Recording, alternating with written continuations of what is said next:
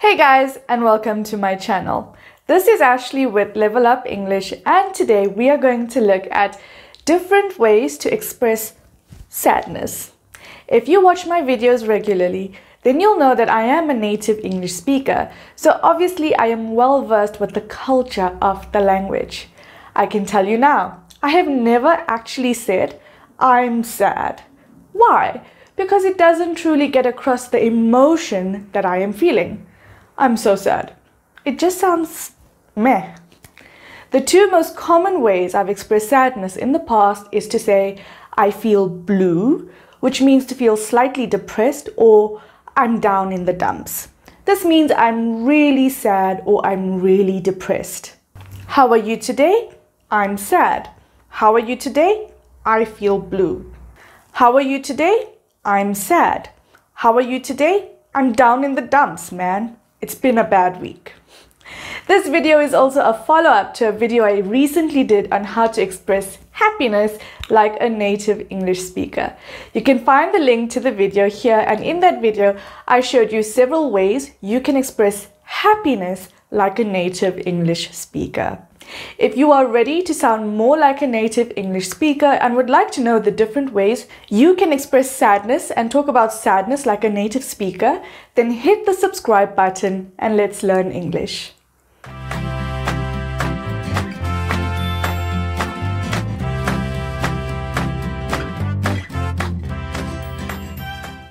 I'm going to divide this lesson into two parts. First, we'll look at how we can talk about feeling sad, and then we'll talk about how we can talk about sad situations.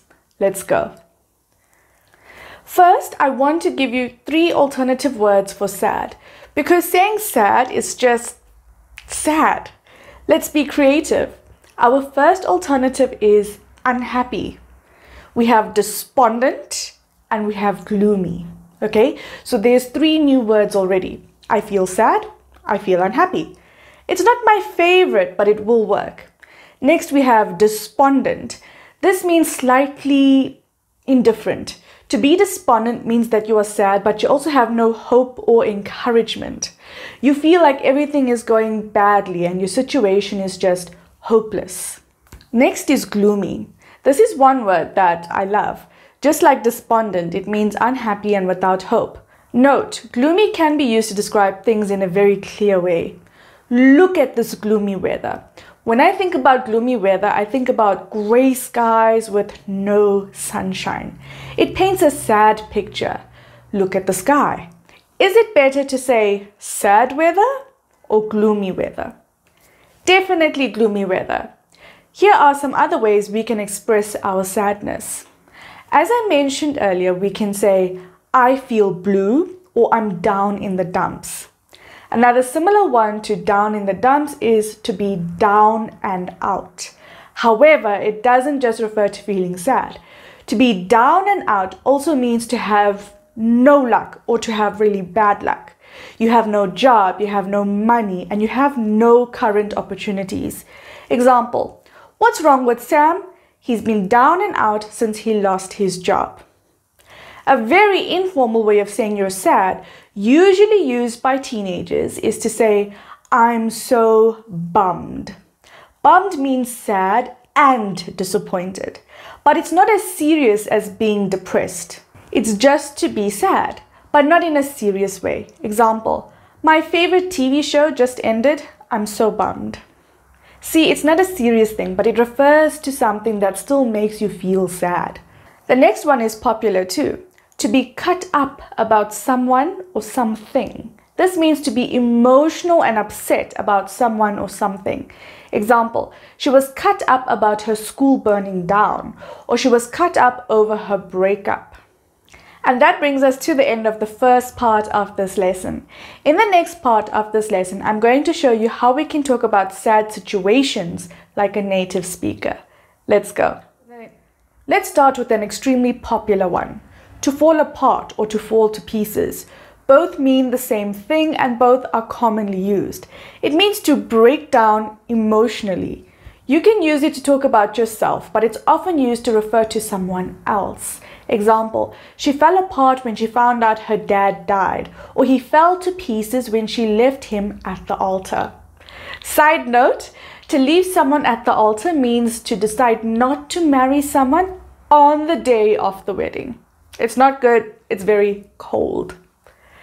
The next one is to take something hard. To take something hard means to have something affect you negatively. Example, she took it hard when she didn't pass her English exam. Or she took it hard when she didn't get the job she wanted. Next we have to reduce one to tears. This means to make someone cry. Example, my son was reduced to tears after his favorite toy broke. Or in a more serious way, we can say she was reduced to tears when she saw his body in the coffin.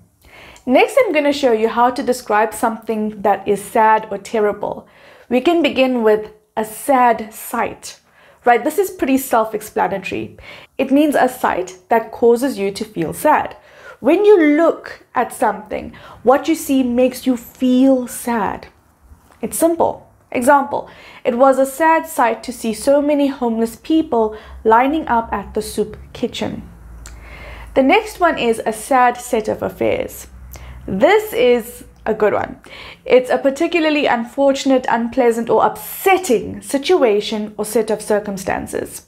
Think about something in life that makes you feel upset, but something like politics or financial issues. Whatever the situation is, you can describe it as a sad set of affairs. I also have a bonus phrase for you today, and this phrase is to cry crocodile tears. This is a funny one, and it means to pretend to be sad. We see it a lot with children.